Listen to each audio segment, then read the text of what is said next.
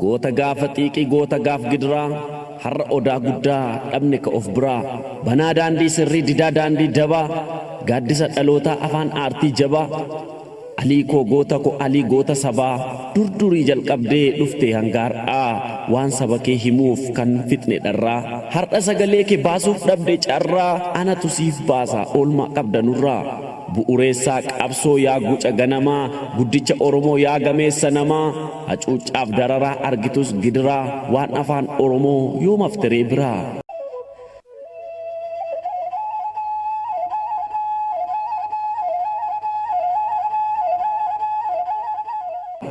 Itti of wareegde dafqaaf dhiiga buufte galaana jechootaa nuuf waraabdee kuufte afaan saba guddaa gadi baasuuf ala itti kolaafamte itti dhabde dhala.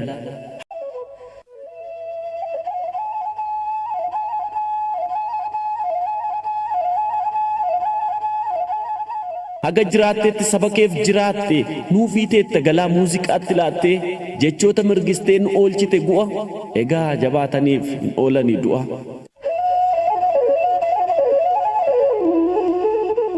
Qabda oolmaa danuu nu saba kee biraa yoo ati deemtellee seenaan kee ni jira. Alii tokkicha koo qixxee nama dhibbaa Alii abbaa aartii Alii abbaa sirbaa Alii fakkii aartii Alii abbaa muuziqaa akkamiin danda'een siin jedha jedhikaa.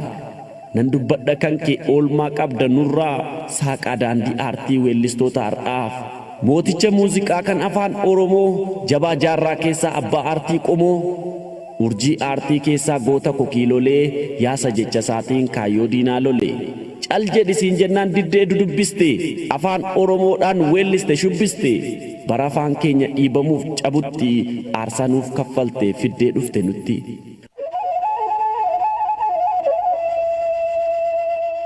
Baraa barootatu yaadatee maqaa kee seenaatu dhaabbatee siif baa ragaa kee alii koo aantii koo sanyii taaddee birruu yaasa gootummaasaa arge ormaaf firruu seenaan keen jiraata harki kee qulqulluu goota ko jabaataa onneen akka tulluu utuu seenaan gootaa seenaadhaaf fe'amuu namni biyyaaf du'eera hin jedhamu. Silaas garaat didee raafama maleessaa seenaan kee ni jira kuufamee nu keessa inni boombii caalaa dho'ee diina goolu guyyaa guyyaan aartiin si waamiin hin oolu.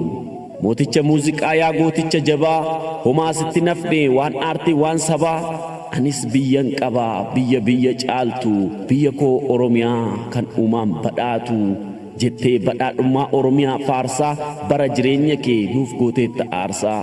Goota jechuun si'i goota akka abbaasaa kan hanga du'aatti eeggate maqaasaa guca aartii keessaa urjii Oromootaa nagaan nuuf boqodhu taa'i tarree gootaa. Of biraa si dhabee aada waan ofiitu lubbuun kee jannata nuufaa qananiitu isheen si fudhatte du'umti haaduutu boolla kee goota koo bookni taaguutu.